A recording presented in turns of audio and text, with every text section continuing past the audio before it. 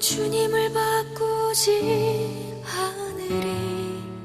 오늘 12월 첫째 주일 주 앞에 예배하는 여러분에게 하늘의 신실한 은혜가 평강히 함께 하시기를 축복합니다. 교회 또는 기독교 하면 떠오르는 가장 선명하고 핵심적인 이미지 하면 사랑이라고 말할 수 있습니다. 사랑.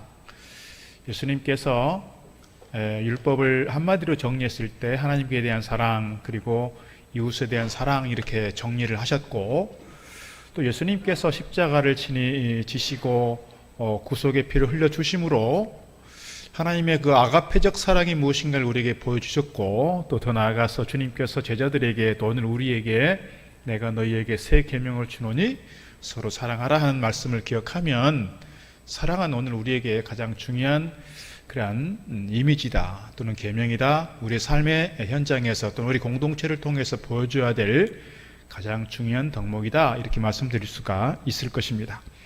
이 사랑이 보여주고 실천되는 가장 훌륭한 장소가 어디냐? 교회 공동체다, 이렇게 말씀드릴 수 있습니다.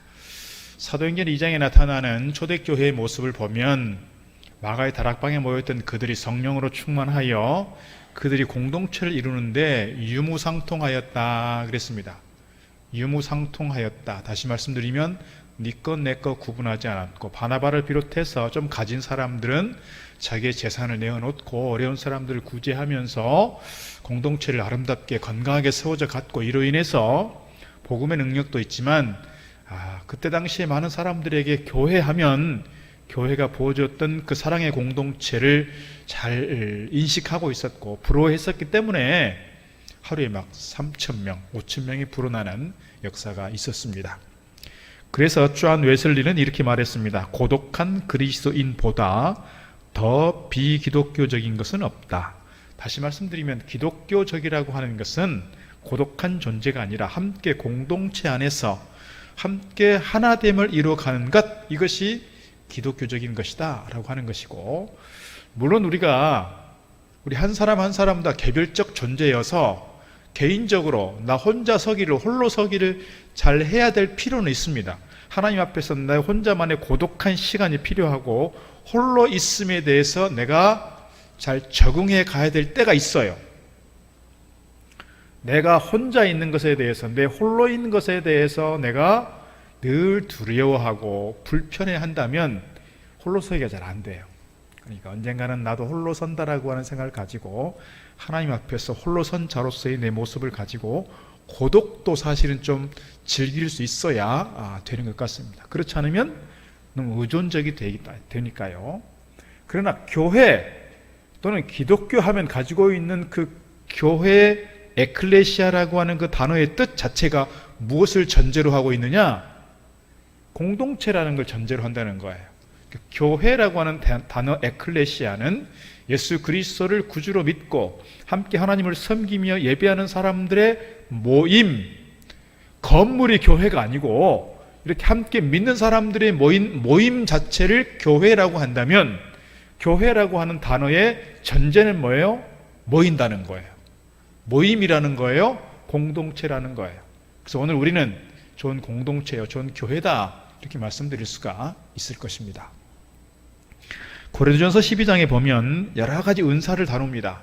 고린도전서 12장에서 보여주고 있는 다양한 은사들이 있습니다. 방언이니 통역이니 병 고치는 은사니 많은 은사들이 있는데, 문제는 뭐냐면 이 고린도 교회가 능력을 행하고 많은 은사들이 있었던 교회이지만 이 교회가 하나 되지 못했어요. 왜요?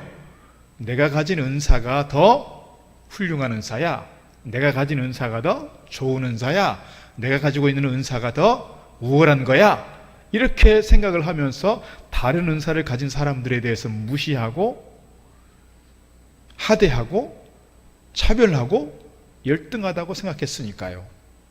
그래서 다 쉽게 말하면 제 잘난 못에 살았어요. 그러니까 교회가 하나 되지 못하고 늘 갈등이었고 분열이었고, 거기다가 또 아볼로파, 바울파, 게바파, 그리스도파, 이렇게 분열된 상황 속에서 사도 바울이 고린도 교회에 대해서 너무너무 안타까운 마음으로 그들에게 말씀하시는 게 있어요. 뭐예요? 교회는 그리스도의 몸이다.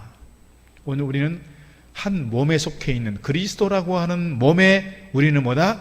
지체다라는 거예요. 지체다. 입은 입의 역할이 있고, 손은 손의 역할이 있고, 발은 발의 역할이 있고, 코는 코로서의 기능이 있다는 거예요. 다양한 은사를 가진 사람들이 다양한 사역의 현장에서 자기가 가지고 있는 은사를 통해서 지체로서 자기 기능을 잘 할 때 그 공동체는, 그 몸은 건강한 몸이 될 수 있다는 거예요.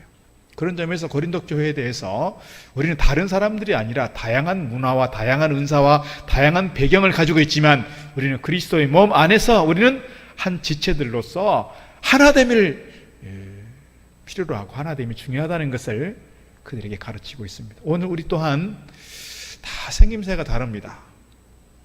또 가정적 배경이 다릅니다. 문화적 배경이 다릅니다. 성장 환경이 다릅니다. 경제적 또는 사회적 지위가 다 다릅니다. 그렇지, 함께 모여서 우리는 다른 것은 다를 뿐이지 틀린 것이 아니라고 생각하고, 저 사람 좀 약하다고 해서 이렇게 차별하거나 무시할 것이 아니라 우리는 다 똑같은 하나님의 거룩한 자녀들이요, 주님 안에서 형제요 자매라는 점에서 오늘 우리는 건강한 공동체로서 형제의식을 가지고 함께 공동체를 건강하게 세워갈 책임이 있다, 이렇게 말씀드릴 수가 있겠습니다. 고린도전서 4장에 보면 공동체가 가지고 있는 유익과 강점이 무엇인가를 설명합니다. 두 사람이 한 사람보다 나으면 그들이 수고함으로 좋은 상을 얻을 것입니다. 혹시 그들이 넘어지면 하나가 그 동물을 붙들어 일으키려니와 홀로 있어 넘어지고 붙들어 일으킬 자가 없는 자에게는 화가 있으리라. 또 두 사람이 함께 누우면 따뜻하거니와 한 사람이면 어찌 따뜻하겠느냐 그랬습니다. 날씨가 추워지는 이때에 오늘 말씀이 어찌 보면 딱 우리에게 이렇게 주는 말씀인 것 같습니다. 두 사람이 함께 있으면 따뜻한 공동체가 될 수 있다. 그러나 혼자 있으면 외로울 수도 있고 고독할 수도 있고, 물론 우리가 홀로서기를 잘 해야 되지만 공동체가 가지고 있는 힘이 있다, 그 말입니다. 한 사람이 힘이 약해서 넘어지면 또 다른 사람이 그를 일으켜 세워주고 붙잡아주고 같이 서가는 그런 과정, 이것이 공동체가 주는 유익이고 공동체에서 누릴 수 있는 행복이다, 이렇게 말씀드릴 수가 있겠습니다. 공동체라고 하는 것은 좋은 일만 함께하는 것이 아닙니다. 어려운 일들이 생겼을 때, 문제가 생겼을 때 그것을 위해서 함께 애쓰고 함께 기도하고 함께 힘을 모아가는 것, 이것이 뭐냐? 공동체가 주는 유익이고 힘이다 라는 말씀이에요. 우리 몸 중에서 예를 들어서 이렇게 한쪽 팔이 아프면 다른 신체 지체들이 너 팔 아프냐? 너 혼자 아파라 그러고 냅두는 게 아니고 뭐예요? 왼손이 오른손이 하는 일을 또 대신할 거예요. 발도 여러분 몸의 한쪽 기능이 약해지면요 다른 쪽이 발달하게 돼 있어요. 눈이 시력이 약해지면 뭐가 발달해요? 청각이 발달하고요, 피부 감각이 발달하고요, 발달하는 분야가 또 있어요. 그러니까 우리가 다 약한 부분들이 있고, 어떤 분은 또 건강하게 살아가는 분들도 있는데, 약한 부분들이 있을 때 좀 힘이 있는 사람들이, 좀 건강한 사람들이 힘이 없는 사람을 같이 이끌어주고 부족한 부분을 채워주고 함께 가는 것, 이것이 뭐냐? 교회라는 것입니다. 교회. 오늘 말씀에서도 그렇습니다. 24절 보니까 서로 돌아보아 사랑과 선행을 격려하며, 25절 맨 마지막에 보니까 그날이 가까움을 볼수록 더욱 그리하자 그랬습니다. 오늘 제목을 제가 서로 돌아보아 24절 앞부분입니다. 그리고 더욱 그리하자 25절 마지막 부분입니다. 무슨 설교 제목이 이런 설교 제목이 있나 하시는 분 계실지 모르겠는데, 오늘 제가 이 코로나의 마지막 시대에 우리가 좀 회복해야 될 중요한 것들이 있다. 그래서 제가 예배의 회복과 사명의 회복과 오늘 공동체 회복에 대해서 말씀을 드릴 텐데, 서로 돌아본다. 그리고 주님께서 재림하실 그날을 가까이 볼수록, 그날이 가까워질수록 우리는 더욱더 그리해야 된다. 더욱더 우리 공동체를 소중하게 여기고, 더욱더 우리 공동체 식구들을 돌아보고, 더욱더 서로를 격려하고, 더욱더 서로 위로하고, 더욱더 서로를 위해서 축복할 수 있는 그런 공동체로 우리가 세워져 가야 되겠다 하는 말씀 드리는 것입니다. 사도 바울의 빌립보 교회에 보낸 편지를 보면 서로라고 하는 공동체가 어떻게 만들어졌는가를 조금 설명하고 있습니다. 빌립보 4장 1절에 이렇게 말합니다. 그러므로 나의 사랑하고 사모하는 형제들, 나의 기쁨이요 멸류관인 사랑하는 자들아, 이와 같이 주 안에 살아. 사도 바울이 빌립보 교회에 대해서 나의 사랑하고 사모하는 형제들, 나의 기쁨이요 멸류관인 사랑하는 자들아 그랬어요. 오늘 우리 교회 공동체 안에서 옆에 있는 분들을 볼 때 에이씨 보기 싫어 이렇게 거부감을 갖는 게 아니라 옆에 있는 사람 누구를 봐도 이 사람은 내가 정말 사랑하는 사람이고 내가 정말 사모하는 사람이로구나. 당신은 나의 기쁨이요 당신은 나의 멸류관입니다. 이렇게 고백할 수 있으면 좋겠어요. 우리 옆에 분하고 인사하겠습니다. 당신은 나의 기쁨이요 나의 멸류관입니다. 인사하겠습니다.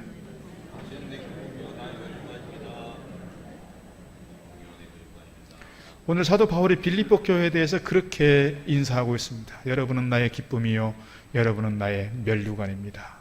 그런데 사도 바울이 빌립보 교회를 보았을 때 빌립보 교회의 모든 사람들이 그렇게 사랑할 만하고 모든 사람들의 소식을 들을 때 기쁘고 모든 사람들의 소식을 들을 때 막 행복했느냐? 그렇지는 않아요.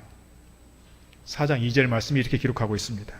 내가 유오디아를 권하고 순두개를 권하노니 주 안에서 같은 마음을 품으라 그랬어요. 다시 말씀드리면 유오디아와 순두개는 같은 마음을 품지 못했다 이 말입니다. 유오디아와 순두개는 이 빌립보 교회의 유력한 여성 지도자들입니다. 그때도 그렇고 지금도 그렇고 사실은 우리 장로님들이 계시지만 우리 여자 장로님은 아무도 안 계셔서 좀 아쉽긴 합니다만 장로님들이 다 남자들이시지만 그래도 우리 권사님들 중에서 조금 뭔가 좀 파워가 있는 분들이 계시잖아요. 그러니까 지금 우리 교회는 뭐 거의 그런 게 잘 없지만 어떤 교회들 가보면 어떤 한두 분이 교회를 막 좌지우지하는 경우가 있어요. 쉽게 말하면 오늘 지금 유오디아와 순두개는 그런 케이스라 이 말입니다. 유력한 여성 지도자들인데 중요한 파벌을 가지고 있어요. 서로가 하나 되지 못했어요. 네가 잘났다 내가 잘났다 지금 그러고 있는 거예요. 그들을 향해서 사도 바울이 권하는 것은 주 안에서 하나가 되라 같은 마음을 품으라 그 말입니다. 그러면서 3절에서 이렇게 말합니다. 또 참으로 나와 멍에를 같이 안 내게 구하노니 복음에 나와 함께 힘쓰던 저 여인들을 돕고 또한 글레멘드와 그 외에 나의 동역자들을 도우라. 그 이름들이 생명책에 있느니라. 4절 주 안에서 항상 기뻐하라. 내가 다시 말하노니 기뻐하라. 지금 빌립보 교회가 시간이 지나가면서 기쁨이 사라진 것 같아요. 냉랭해졌어요. 교인들이 매너리즘에 빠졌어요. 특별히 지도자들이 하나 되지 못하고 지도자들이 갈등 가운데 있으니까 그 보통 평신도들이 계속해서 눈치를 보는 거예요. 내가 어느 편에 줄을 서야 되나? 내가 어떤 입장을 취해야 되나? 이렇게 갈등하면서 서로의 기쁨이 사라져 버렸어요. 그래서 그들을 향해서 주 안에서 항상 기뻐하라. 내가 다시 말하노니 기뻐하라. 기쁨을 회복할 것을 말씀하고 있습니다. 그러면서 5절에서 이렇게 주문합니다. 너희 관용을 모든 사람에게 알게 하라. 주께서 가까우시니라. 너희 관용을, 오늘 사도 바울이 그 공동체에 권면한 중요한 이슈는 관용을 베풀어라. 관용을. 이 관용이라고 하는 게 뭐예요? 조금 더 양보하는 마음이에요. 조금 더 배려하는 마음이에요. 조금 더 존중하는 마음이에요. 우리 공동체 안에 마음이 불편한 사람들이 있으면, 우리 관계가 좀 껄끄러운 사람들이 있으면, 좀 이렇게 얼굴 보기가 조금 부담이 되는 사람들이 있다면 그들을 향해서 우리가 가져야 될 중요한 성품, 중요한 품성이 뭐냐? 관용이라는 겁니다.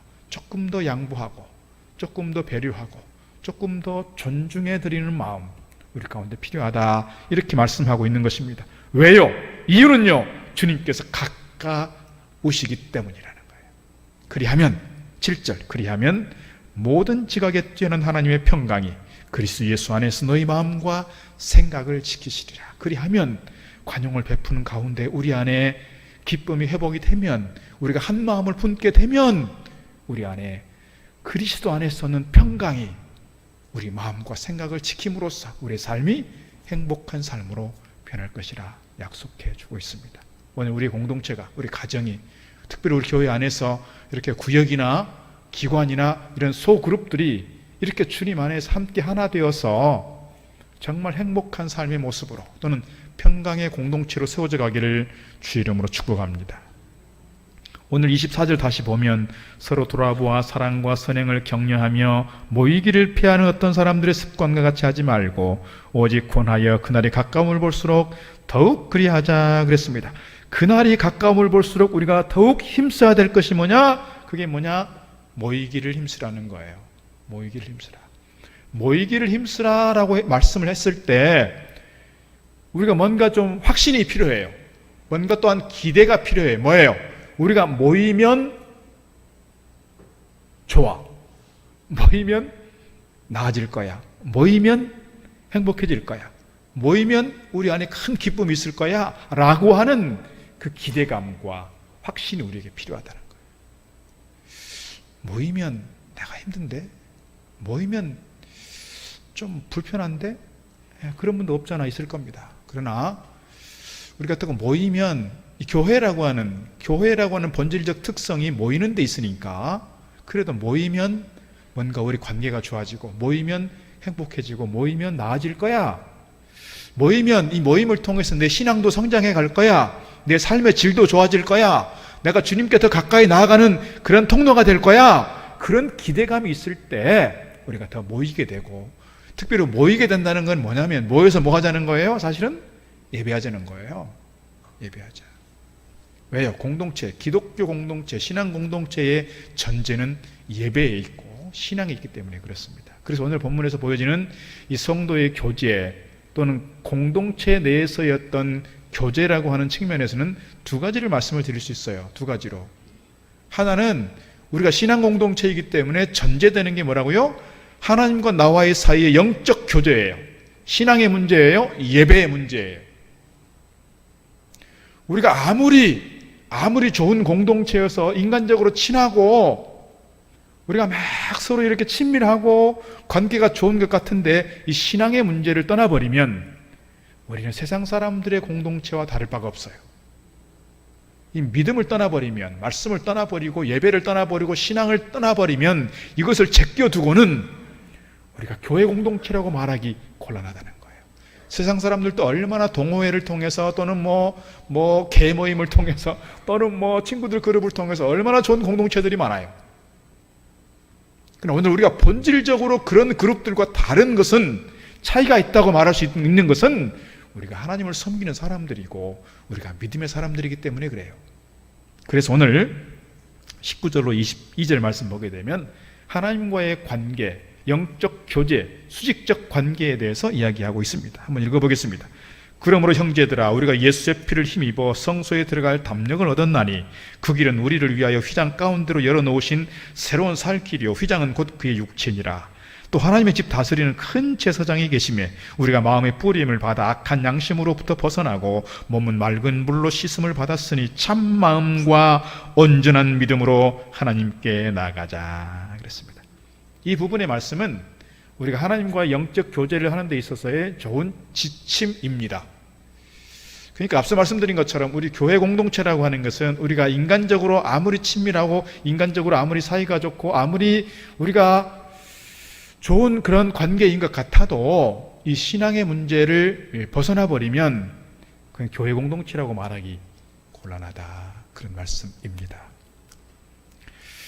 19절 말씀 보니까 그러므로 형제들아 우리가 예수의 피를 힘입어 성소에 들어갈 담력을 얻었다 그랬습니다. 예전에는 이 구약시대 성전은 성소가 있었고 지성소가 있었는데 이 성소에도 사실은 제사장들만 들어가는 것이죠. 지성소는 누가 들어가냐면 1년에 한 번 대제사장이 들어가는 겁니다. 자기 죄를 위해서 정결 예식과 속죄제를 드리고 백성들을 위한 속죄제를 드리고 나서 1년에 한 번 들어가는 겁니다. 그러고서도 자기에게 흠이 있으면, 자기에게 죄가 있으면 죽는 거예요, 그냥. 그러니까 지성소라고 하는 것은 정말 두려운 곳이고 정말 어려운 곳입니다. 왜요? 하나님의 임재의 현장이기 때문에 그렇습니다.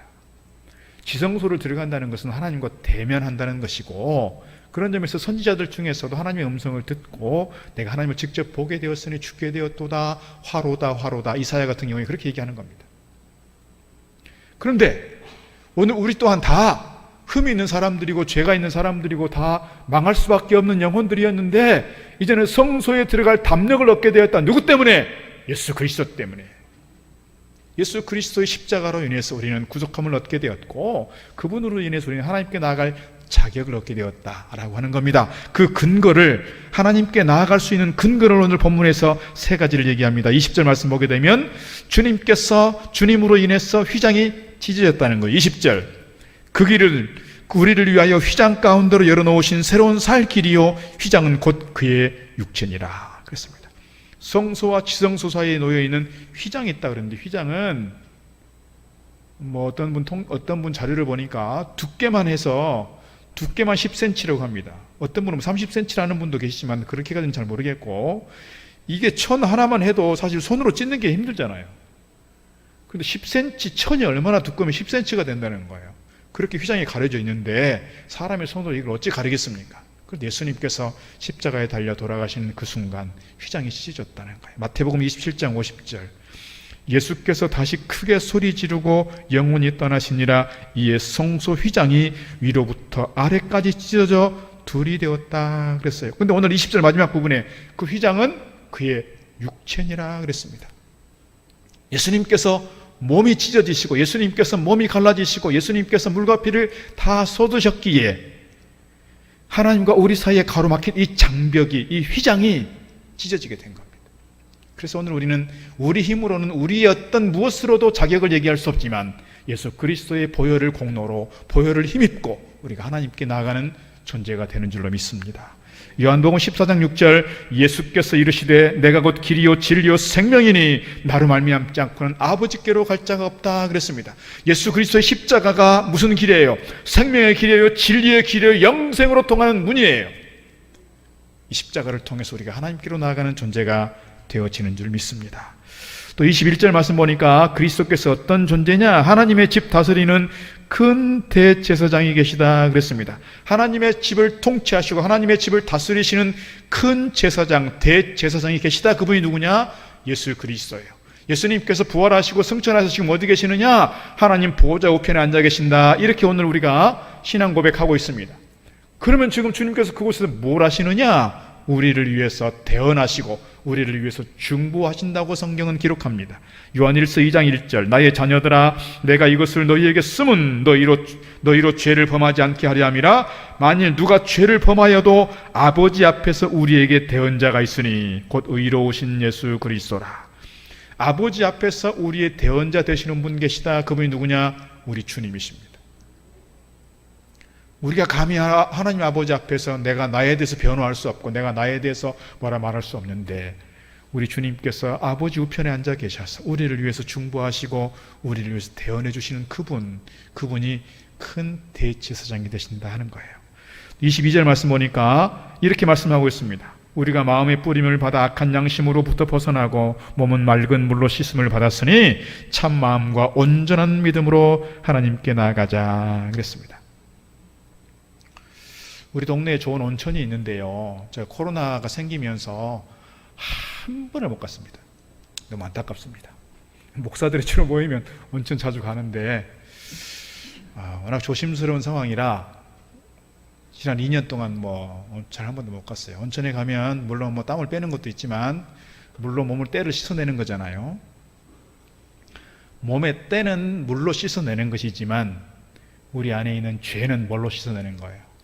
예수 그리스도의 보혈이 아니고는 씻어낼 수 없는 줄 믿습니다. 오늘 말씀이 그거예요. 예수 그리스도의 보혈로 우리 죄를 씻으셨다. 우리가 정결케 되었다. 우리가 하나님의 그래서 거룩한 자녀가 되었다라고 하는 거예요. 그래서 오늘 우리가 하나님을 아버지라 부르게 되었고 하나님 아버지 앞에 담대하게 나가게 되는 줄 믿습니다. 그런데 22절 하반절 보니까 참 마음과 온전한 믿음으로 하나님께 나아가자 그랬습니다. 참 마음과 온전한 믿음으로, 이 말은 요한복음 4장에서 주님께서 사마리아 여인에게 하신 말씀이 있어요. 하나님은 영이시니 영과 진리로 예배할지니라. 그거하고 같은 맥락이에요. 참 마음과 온전한 믿음으로 하나님께 나아가자. 오늘 우리가 예배 자리에 나올 때, 하나님 앞에 기도할 때, 하나님 앞에 예배 드릴 때마다 우리가 어떤 마음으로 나아가고 있는가를 우리에게 잘 가르쳐주는 말씀인 것 같습니다. 우리가 그저 습관을 쫓아서 오늘 주일이니까 교회 가야 되겠네, 예배 시간 다 됐네, 부지런히 챙겨서 부지런히 막 쫓아오는 그런 모습들이 아니라 정말 내가 예배 드릴 때마다, 예배 자리에 나아갈 때마다 과연 내가 참 마음과 온전한 믿음으로 나아가고 있는가? 내가 과연 영과 진리로 하나님께 예배하고 있는가를 늘 우리가 스스로 돌아보아야 되겠다 하는 생각하게 됩니다. 오늘 우리가 정말 예배를 드리는 것이 많이 어렵고 자꾸 모이는 것이 어렵고 예배를 드리고 나서도 별로 남는 거 없는 것 같습니다. 그런데 우리가 잘 돌아보면 예배를 통해 주신 은혜가 날마다 경험이 되고 예배를 드릴 때마다 하나님께서 나에게 부어주시는 은혜가 있다는 것을 늘 기억하면 좋겠습니다. 영국의 한 유명한 잡지사에 한 독자가 투고했습니다. 그 투고한 내용은 이겁니다. 나는 지난 30년 동안 거의 빼놓지 않고 꾸준히 예배에 참석했습니다. 그리고 그 기간에 최소한 3,000번의 설교를 들었습니다. 그러나 놀랍게도 그중 어떤 것도 기억할 수가 없습니다. 목사의 시간이 다른 일에 사용된다면 더 유익하지 않을까 생각됩니다. 3,000번 정도의 설교를 들었지만 기억에 남는 게 별로 없습니다. 그러니 목사가 설교하지 말고 차라리 다른 일을 하세요. 그거예요. 그래서 많은 사람들이 이것이 정말 쉽게 말하면 막 대박이 났습니다. 많은 사람들이 정말 호응을 했습니다. 그래, 맞아. 3,000번 예배하면 뭐해? 기억이 하나도 안 남는데. 근데 한 분이 이렇게 글을 썼습니다. 나는 결혼한 지 30년이 지났습니다. 그동안 32,850번의 식사를 했습니다. 대부분 아내가 요리해 준 것입니다. 문득 나는 어떤 식사의 메뉴도 기억해낼 수 없다는 것을 알게 되었습니다. 그렇지만 나는 그 모든 음식물로부터 영양분을 공급받았습니다. 그 음식들이 없었다면 나는 아마도 오래전에 굶어 죽었으리라는 생각이 분명합니다. 맞는 것 같죠? 여러분, 저도 어린 시절에 콩나물을 많이 키워봤습니다. 뭐 이렇게 시루 같은 데다가 까만 보자기 덮어놓고 이렇게 콩을 바닥에 깔아놓으면 이렇게 물을 하루에 몇 번씩 주잖아요. 그러면 물이 밑으로 다 흘러나가요. 도대체 이렇게 다 흘러가는 물을 먹고 이게 어떻게 이 콩나물이 자라가나. 그런데 조금 성장하게 되면요, 뽑아내면 또 그만큼 올라와 있고 뽑아내면 또 그만큼 올라와 있고 계속 그렇게 신비하게 올라와 있잖아요. 그러니까 물을 쏟으면, 물을 부으면 다 내려가는 것 같은데 그 물을 이 콩나물이 흡수한다는 거예요. 그러면서 콩나물이 자기 안에서 새싹이 돋고 자기 안에서 잘 성장해서 사람들에게 기쁨을 주는 거예요. 우리가 가만히 생각을 해보세요. 주일 예배만 해도 1년에 52주입니다. 10년이면 520번입니다. 30년이면 1600번 정도가 됩니다. 주일 낮 예배, 주일 오후 예배, 수요 예배만 해봐요. 얼마요? 30년이면 약 6,000번 가까이가 됩니다. 이렇게 많은 예배를 했습니다. 설교를 들었습니다. 기억 남는 게 있나요, 여러분? 지난 주일 설교가 기억나나요, 여러분? 기억 안 납니다. 그러나 뭐예요? 콩나물에 물 붓듯 우리가 나도 모르게 말씀을 들으면서 그 말씀 안에서 나도 모르게 신앙이 성장했습니다. 양육이 된 겁니다. 이렇게 성숙하게 됐습니다. 오늘 그런 점에서 예배를 드리는 것이 어떻게 한편에서 보면 무의미한 것 같고 한편에서 보면 이렇게 모여서 막 하는 것이 뭔가 좀 소모적인 것 같고 무의미한 것 같지만, 그러나 이런 과정을 통해서 하나님께서 우리에게 은혜를 베푸시고 우리로 하여금 성장하고 우리로 하여금 하나님의 거룩한 일들을 감당해 가는 줄로 믿습니다. 우리가 예배에 대해서, 특별히 모이는 것에 대해서 관심을 갖고 하나님께 더욱더 가까이 나아가는 저와 여러분 되기를 주의 이름으로 축복합니다. 오늘 두 번째 드리고 싶은 말씀은, 두 번째가 뭐예요? 하나님과의 교제가 있다면 성도 간의 교제가 있다는 거예요. 이게 뭐예요? 23절에서 25절 말씀이에요. 신앙생활은 혼자 하지 못한다는 점에서, 공동체로 존재한다는 점에서 오늘 우리에게 주어진 교회로서의 사명이 있다는 것입니다. 23절, 또 약속하신 이는 믿으시니 우리가 믿는 도리의 소망을 움직이지 말며 굳게 잡고 서로 돌아보아 사랑과 선행을 격려하며 모이기를 피하는 어떤 사람들의 습관과 같이 하지 말고 오직 구원하여 그날이 가까움을 볼수록 더욱 그리하자. 첫 번째, 성도 간의 교제에 있어서도 중요한 게 있어요. 뭐냐면 내가 개인적으로 신앙이 견고하게 잘 서 있어야 한다는 거예요. 내가 개인적으로 신앙에 있어서 홀로 서기가 잘 안 되면 어떤 일이 생기냐면요, 교회에 나오면 목사님이 알아봐 주기를 바라고 누군가가 나를 챙겨주기를 바라고 내가 열심히 봉사하는데 누군가가 막 바라봐 주기를 바라고 칭찬해 주기를 바라고 인정해 주기를 바라고 그렇지 않으면 어떻게 해요? 괜히 삐져요. 서운해져요. 그러면 좀 믿음이 좀 흔들려요. 그런 점에서 오늘 23절의 말씀은 그 부분이 우리 한 사람 한 사람이 신앙적으로 좀 굳게 서 있어야 한다는 거예요. 또 약속하신 이는 믿으시니 우리가 믿는 도리의 소망을 움직이지 말며 굳게 잡고예요. 굳게 잡고. 여기서 믿으시다라고 하는 말은 신실하시다 그 말이에요. 신실하다는 말은 뭐예요? 내가 어떤 가운데 있어도 하나님은 여전히 나를 사랑하고 계시다 그런 뜻입니다. 간혹 우리가 보면 내가 뭔가 어려움을 당했는데 그래서 막 기도하는데 하나님 들어주시지 않는 것 같아요. 하나님이 반응해 주시지 않는 것 같아요. 하나님이 경청해 주시지 않는 것 같아요. 그럴 때 내가 흔들린다는 거예요. 하나님 나를 사랑하시나? 하나님 나를 모른 체 하시는 거 아니야? 하나님 나를 외면하시는 거 아니야? 내가 하나님께 버림받은 거 아니야? 하나님 살아계시는 거야? 이렇게 가면 내 믿음이 흔들린다는 거예요.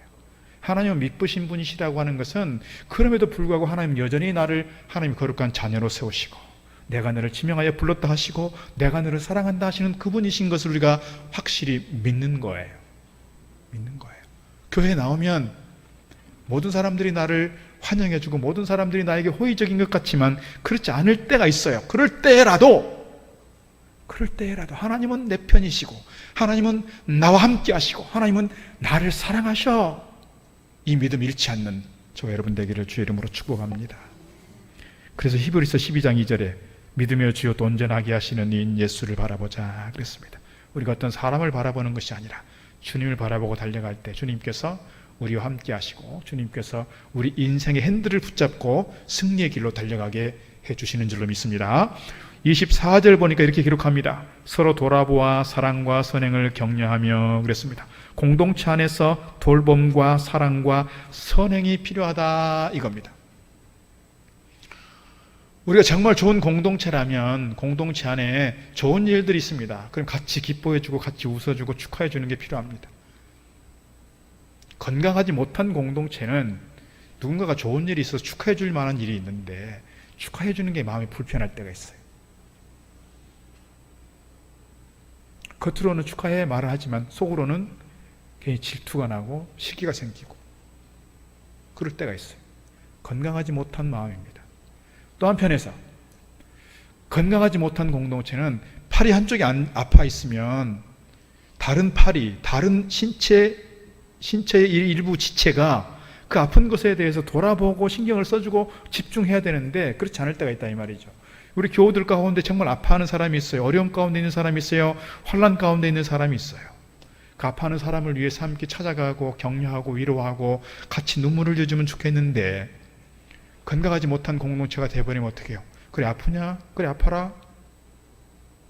누구는 안 아픈 사람이 있어? 다 아파봤잖아. 그걸 견뎌내야지. 이렇게 외면하고 무관심하고 관심 가져주지 않은 거예요. 정말 우리가 좋은 공동체라면 건강한 공동체라면 서로 아파하는 사람이 있을 때 힘든 사람이 있을 때 찾아가고 위로하고 기도하고 같이 눈물을 흘려줄 수 있을 때 그 공동체는 건강한 공동체인 줄로 믿습니다. 오늘 우리 공동체가 그렇게 설 수 있으면 좋겠습니다. 갈라디아 6장 9절 이렇게 말합니다. 우리가 선을 행하되 낙심하지 말지니 포기하지 아니하면 때가 이르매 거두리라. 그러므로 우리가 기회 있는 대로 모든 이에게 착한 일을 하되 더욱 믿음의 가정들에게 할지니라 그랬습니다. 우리가 모든 사람들에게 하되 특별히 믿음의 식구들에게 우리 가족들에게 우리 교회 공동체 내에서 먼저 우리가 천국 같은 모습을 보여주면 이웃에 많은 사람들이 일동에 많은 사람들이 참 일동 동북교회 사랑이 있는 교회야 사랑이 넘치는 교회야 사랑이 충만한 교회야 그렇게 인정하게 될 줄로 믿습니다. 우리 공동체 안에서 이런 깊은 사랑이 서로를 돌아보고 서로 격려하고 서로 축복하는 가운데 나타나기를 주의 이름으로 축복합니다. 25절 하나를 더 보면 모이기를 힘쓰는 걸 얘기합니다. 모이기를 피하는 어떤 사람들의 습관과 같이 하지 말고 오직 권하여 그날이 가까움을 볼수록 더욱 그리하자. 현대사회의 특징이 뭡니까? 분주함입니다. 바쁘다는 거예요. 유치원생들도 바빠서 교회를 못 온대요. 어렸을 때부터 계속 바쁘다 바빠 하고 살아갑니다. 그러나 우리가 신앙생활 하면서 정말 무엇에 바쁜가를 늘 생각해야 돼요. 바쁜 것 때문에 예배 드리는 것조차 어려워진다면 우리가 정말 가지치기를 잘 해야 돼요. 시간의 가지치기를 잘 해야 되고, 관계의 가지치기를 잘 해야 되고, 우리가 벌려놓은 일의 가지치기를 잘 해야 되고요. 가지치기를 제대로 하지 못하면 그 나무는 큰 나무가 될 수가 없어요.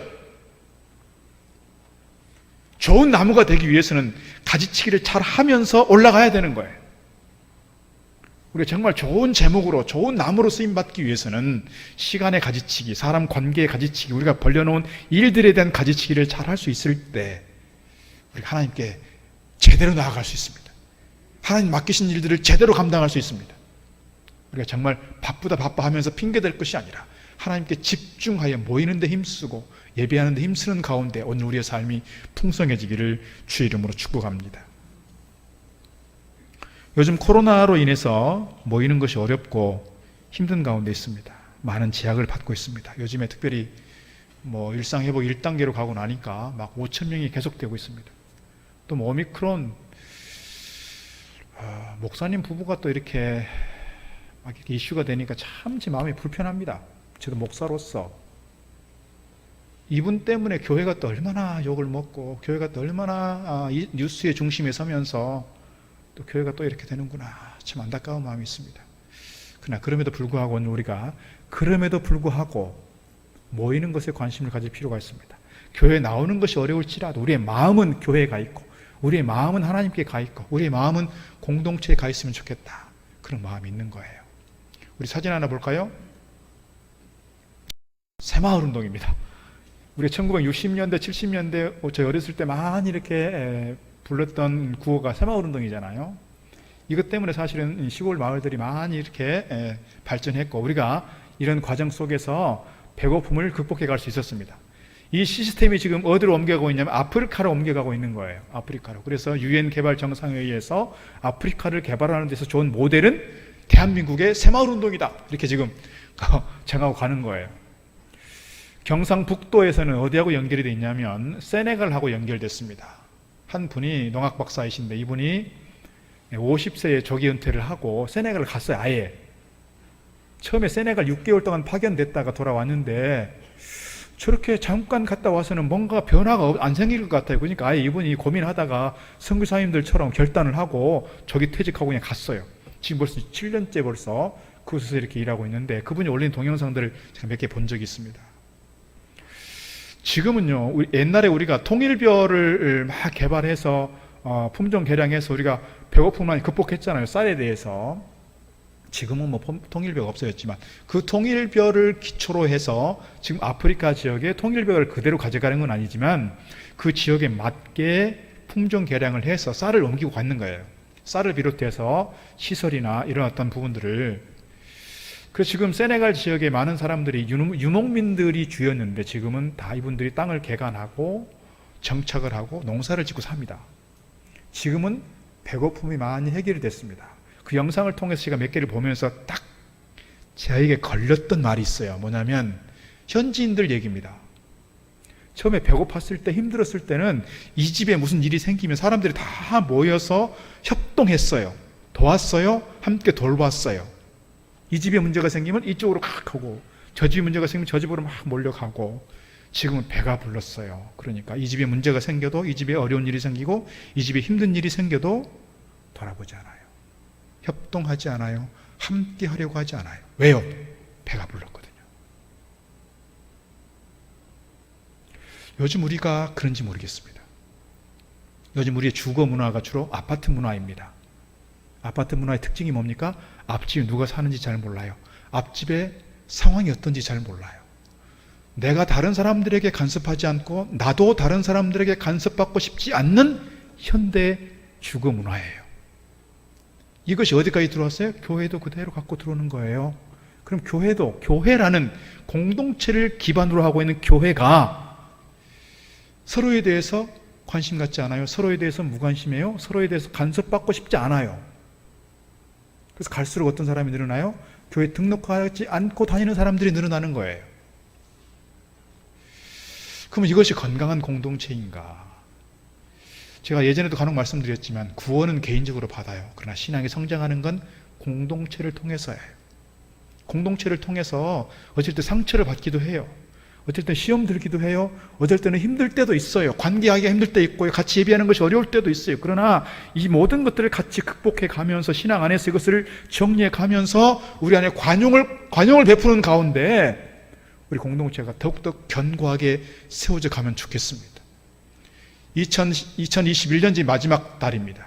2022년도에는 우리 안에 이러한 공동체성이 회복되면 좋겠습니다. 구역이 회복되고 남선교 예전도회가 회복이 되고 소그룹들이 회복이 되면서 우리 공동체가 정말 더욱더 든든하게 서가는, 견고하게 서가는, 그래서 하나님께서 기뻐하시고 이 지역 가운데 많은 사람들이 일동동북교회 좋은 교회야, 일동동북교회 가면 정말 마음이 위로가 되고 마음이 힘이 되고 정말 사랑이 있는 교회야, 그렇게 인정받는 우리 일동동북교회 될 수 있기를 주의 이름으로 부탁드리겠습니다. 기도하겠습니다. 하나님 감사합니다.